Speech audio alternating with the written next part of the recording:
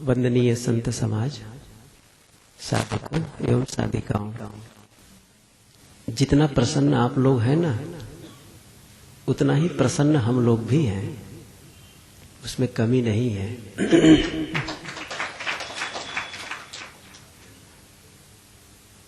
जब कोई किसान खेती करता है और जो उसको फसल अच्छी आती है तो जानते हैं किसान कितना प्रसन्न होता है।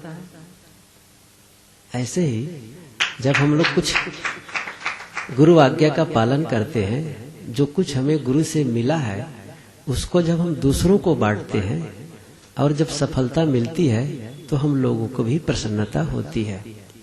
आप सब 7 दिनों तक जो निष्ठापूर्वक, महत्वपूर्ण है आप लोगों की लगन। मैंने एक दिन कहा था कि यह लगन आपको वहां पहुंचाएगी जहां आप एक दिन पहुंचना चाहते हैं। ये लगन यदि लगी रही तो निश्चित है आप वहां पहुंच जाएंगे। जिसके लिए भीतर तड़प है, जिसके लिए लालसा है। और मैं आज ये चीज कहना चाहता हूं, यह समापन दिवस भले है लेकिन इसे आप आरंभ माने। क्या माने? इसे आप आरंभ माने, शुरू माने, क्योंकि आज से एक नया संकल्प भाव मन में होना चाहिए आप सबका कि यह जो हम एक सिस्टम सीखे हैं अपने मन को रोकने का, एकाग्र करने का, मन को निर्मल करने का, यह जब तक आप निरंतर करते रहेंगे तो फिर इससे निरंतर लाभ पाते रहेंगे। ऐसा नहीं है कि आप सप्ताह भर कर लिए उसके बाद छोड़ दिए। मैं नहीं कहता हूं, जैसा कि प्रिंसिपल साहब ने कहा कि कोई जरूरी नहीं कि आप बहुत देर तक टाइम लगाएं, लेकिन जितना आप खुद निश्चित कर लें कि आप कितना समय दे सकते हैं, उतने समय तक आप अपने आप को रोज दें। रोज बेहद महत्वपूर्ण है यह रोज देना। और किस समय देते हैं आपके ऊपर निर्भर करता है। इसलिए आप यह काम करें, रोज करें। इसका क्या फल होगा? और इतने दिन तक आपने साधना की साप तक के उसके जीवन में क्या फल आना चाहिए, ये महत्वपूर्ण है। इसका फल आना चाहिए आपके जीवन में परिवर्तन, आपके स्वभाव में परिवर्तन आना चाहिए। पहले आप खींच करके बोलते थे, उलझ करके बोलते थे, छोटी छोटी बातों में नाराज हो जाते थे। वह कम हो, घट जाए, समाप्त हो जाए। लोगों को लगे कि सचमुच इन्होंने साधना की और इनके जीवन में परिवर्तन आया। ये प्रमाण होना चाहिए। एक ध्यान शिविर में विदेश का एक आदमी आया और जैसे इस प्रकार समापन हुआ 10 दिन के बाद, तो जब जाने लगा तो लोगों ने पूछा कैसा लगा, क्या अनुभव रहा, क्या परिवर्तन आया? तो उन्होंने कहा कि मैं अभी क्या बताऊंगा, अभी मैं जब अपना घर जाऊंगा और घर वाले जब मुझे कहेंगे मेरे बारे में कि इनका परिवर्तन हो चुका है, तो मैं आप लोगों को चिट्ठी लिखूंगा। सोचिए इस चीज को। आप यहां से जाएं ध्यान के बाद और छोटी सी गलती घर वालों में किसी की हो गई और देख करके एकदम भड़बड़ा गए, घर वाले भी कहेंगे हाँ ध्यान करके आए हो ना। क्या कहेंगे? ध्यान करके आए हो ना।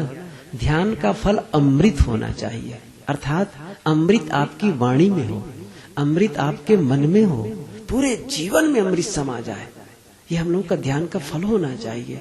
ये मत समझिए कि इससे आप पूर्णता प्राप्त कर लिए, लेकिन यह भी सच है, यह शुरुआत है।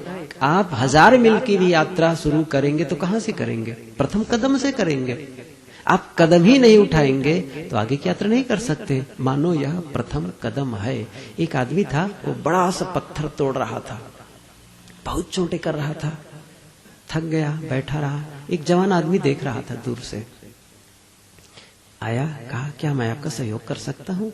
मुझे आप हथौड़ा दे दे, मैं पत्थर तोड़ूं। उन्होंने कहा पत्थर तोड़ना कोई सरल काम नहीं है। कहा आप एक बार अवसर तो दीजिए मुझे, मैं प्रयास करूं। तो उन्होंने बड़ा हथौड़ा लिया, घन, और मारा जोर से। युवक था, बलवान था, और जब मारा एक ही बार के मारने से पत्थर के 2 टुकड़े हो गए।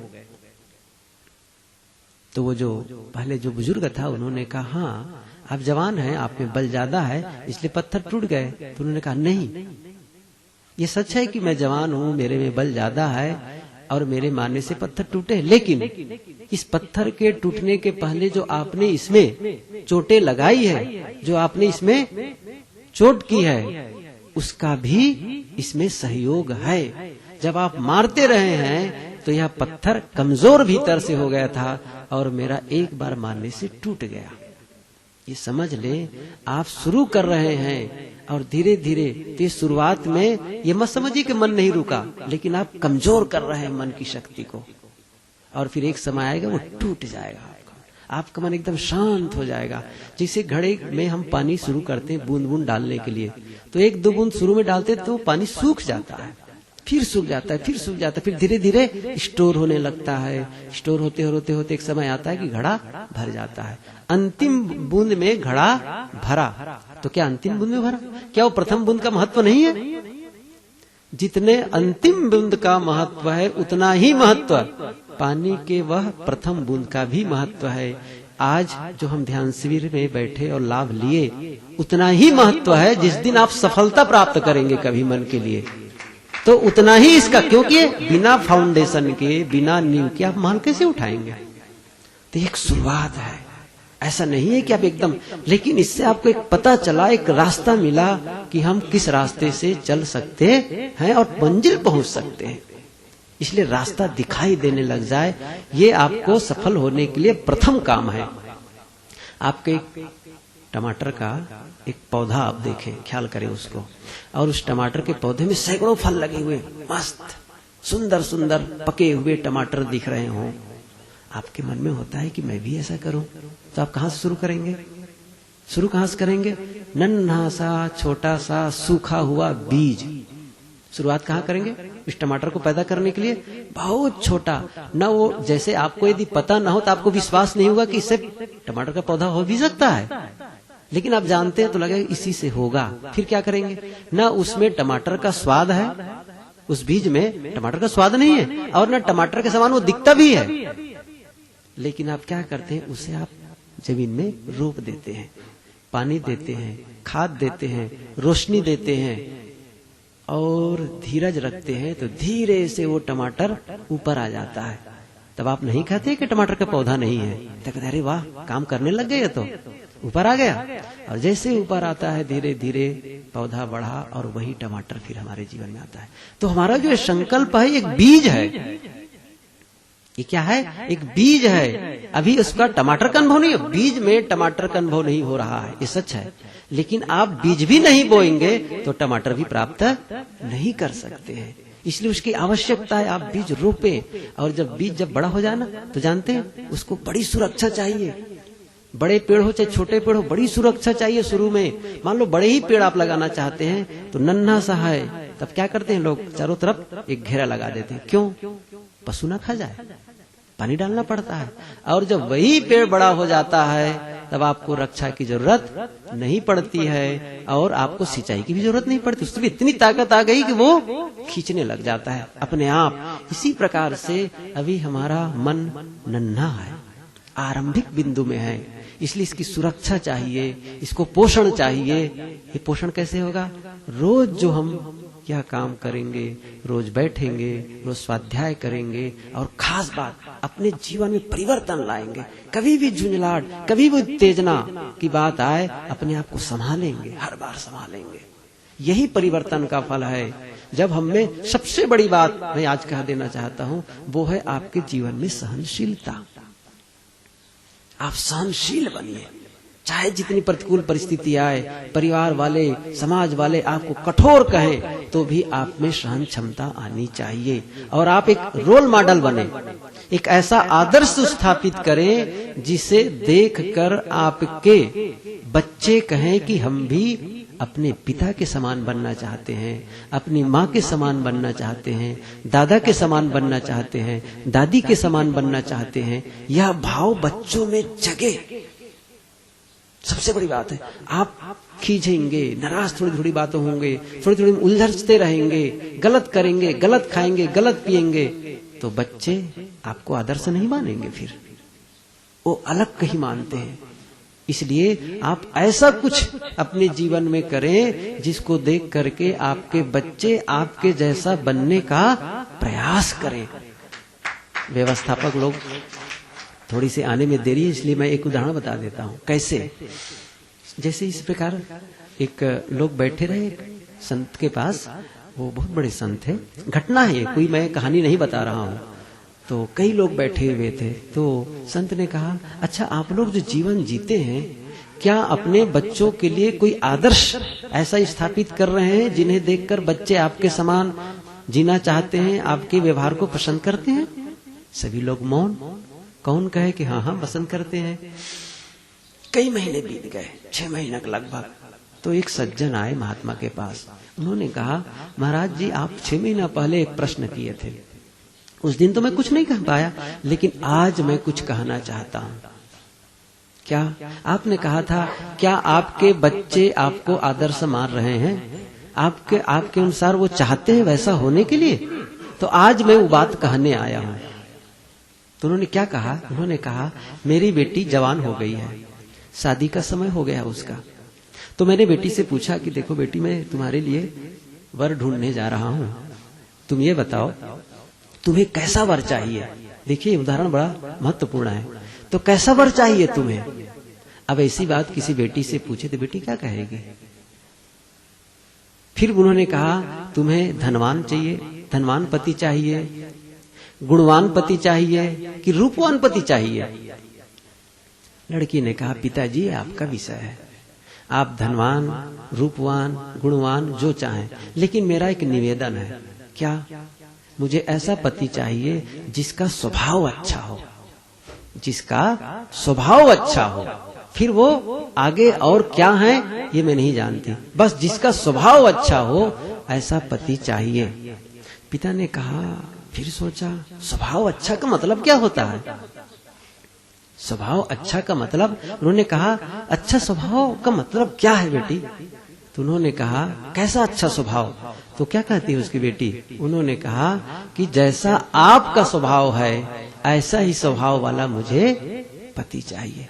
आज यह बात सुनकर के मैं बेहद आनंदित हूँ कि मेरे बच्चे मुझे आदर्श मानते हैं, ऐसा ही वो चाहते हैं। क्या हम ऐसा काम कर रहे हैं? यदि ऐसा नहीं कर रहे हैं तो यह करना शुरू करें। आप अपने जीवन में परिवर्तन लाएं, सोच में परिवर्तन लाएं, अपने कर्मों में परिवर्तन लाएं, शुभ करें, किसी का अहित न करें। ये बारंबार ध्यान दें। अपने मन में अच्छे विचारों का प्रवाह रखिए, ध्यान दीजिए, अच्छे विचारों का।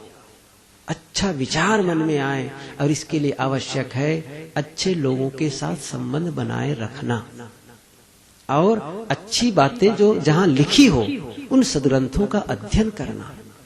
और आप टीवी वगैरह भी देखते हैं, उसमें भी जो ज्ञानवर्धक जो चित्र आए, सीरियल आए, उन्हें ही देखो। तमाम उलझन भरा जीवन मत जियो, जल्दी सो जल्दी आओ, सब सिस्टम से बनाओ। खास करके बच्चों से मैं कहना चाहता हूँ जो अभी पढ़ रहे हैं, जैसा कि प्रिंसिपल साहब ने कहा, बच्चों के लिए सामने क्यों बैठाया गया? मैं एक विद्यालय में गया था बोलने के लिए, तो वहाँ के प्राचार्य ने मेरे बोलने के बाद क्या कहा, बच्चा का मतलब क्या हुआ? बच्चा का अर्थ है जो बचा हुआ है। बच्चा मतलब जो बचा है। देखिए वृद्धों का जीवन समाप्त है, उन्होंने कहा ना अब हमारे लिए कोई बात नहीं रह गई। बच्चों का मतलब जो बचा हुआ है। अभी आप लोग बचे हुए, बहुत लंबी जिंदगी जीनी है, तो क्या करना है? एक सूत्र मेरा याद कर लो। यदि आप लड़के हैं तो क्या करना? किसी लड़की को मित्र मत बनाना, और यदि आप लड़की हैं तो आप किसी लड़के को मित्र मत। मित्र मतलब जिनसे बहुत क्लोज हो, कनिष्ठ हो, यह संबंध मत बनाना। ये आपके जीवन को चौपट कर सकता। आपको अभी बड़ा अच्छा लगता है, लेकिन धीरे धीरे धीरे उसके परिणाम जब आते हैं तो फिर सिर उठाने का मन नहीं करता है। इसलिए पूरी सावधानी, आप अभी पढ़िए। ये जिम्मेदारी आप माता पिता को सौंप दीजिए, वो जाने हमको किसे पसंद करना है। इसलिए आप एक यदि काम ये सूत्र मान ले, गुरु वाक्य मान ले, तो आप समझ लीजिए बहुत बड़ा काम करेंगे। ऐसे लोगों से संबंध न रखें जिससे आपका नैतिक पतन हो। ऐसा करते हैं तो एक बढ़िया मजबूत नींव आप जीवन में डालते हैं। इसलिए आवश्यक है, और जो आप करें आप पहले से सोचे। जैसे गुरुजी हमारे यहाँ कहा करते हैं कि बच्चे की शिक्षा कब से प्रारंभ हो, तो उत्तर देने वाले क्या कहा? बच्चे के जन्म के 20 साल पहले। क्या उत्तर आया? बच्चे के जन्म के 20 साल पहले से बच्चे की शिक्षा आरंभ हो। मैं एक जगह पढ़ा हूं, उन्होंने लिखा 200 साल पहले। मुझे घबरा गया ऐसा पढ़ करके। 200 साल कैसे होगा? मतलब उन्होंने तो क्रोमोसोम का एक सिस्टम बताया है, ऐसे ऐसे परिवर्तन आए तब होगा। बहरहाल हम 20 साल को मानते हैं। हुआ क्या? तो पूछा कि ये कैसे हो सकता है कि 20 साल पहले जब बच्चा जन्म न ले। उन्होंने कहा है जो युवक और युवती बच्चे चाहते हैं, कैसा बच्चा चाहते हैं, जैसा वो चाहते हैं वैसा वो 20 साल पहले से तैयारी शुरू कर दे। जैसा सांचा होगा ना वैसी ही ईंट बनेगी। सांचा टेढ़ा होगा, ईंट टेढ़ी बनेगी। सांचा सीधा होगा, ईंट सीधी बनेगी। इसलिए आप अपने मन को, अपनी वाणी को, अपने जीवन को ऐसा ढालें कि आपके द्वारा जो बच्चे आए इस पृथ्वी तल पर वो आदर्श हो। ये आपकी जिम्मेदारी है। आप अपने भविष्य को उज्जवल करना चाहते हैं तो आज अवसर है। आज जिनका जीवन बीत गया है, जिनके पास वो अवसर नहीं है, वो नहीं बदल सकते हैं। इसलिए बच्चों की जिम्मेदारी है और खास करके युवा पीढ़ी की जिम्मेदारी है। जो अभी जिनके बच्चे छोटे हैं उन पिता और माँ की भी जिम्मेदारी है कि अपने छोटे बच्चों को कैसे संस्कार दें, स्वभाव में परिवर्तन लाएं। गौरव, समय हो गया, मैं बंद करूं। अपने स्वभाव में परिवर्तन लाएं, ये बहुत महत्वपूर्ण है। मैं एक बात बता दूं, साधना का फल क्या है? आप लोग ध्यान दें, साधना का फल क्या होना चाहिए? हमारा व्यवहार सुधरे। और हमारे व्यवहार का फल क्या होना चाहिए? हमारा परमार्थ बने। ध्यान दीजिए, हमारा व्यवहार परमार्थ के लिए हो और हमारा परमार्थ व्यवहार की शुद्धि के लिए हो। हम बहुत भजन पूजन करते हो और व्यवहार शुद्ध न हो तो वह भजन पूजन कोई काम का नहीं रहेगा। इसलिए आवश्यक है कि हम अपने जीवन में परिवर्तन लाएं। ये ध्यान का फल है। और इसको मैंने कहा ना, समापन दिवस मत मानिए, इसको क्या करिए? आरंभ दिवस। आज से हम एक संकल्प लें कि रोज कुछ न कुछ अपने आध्यात्मिक उन्नति के लिए साधना करेंगे, मन लगाएंगे और अपने जीवन में परिवर्तन लाएंगे।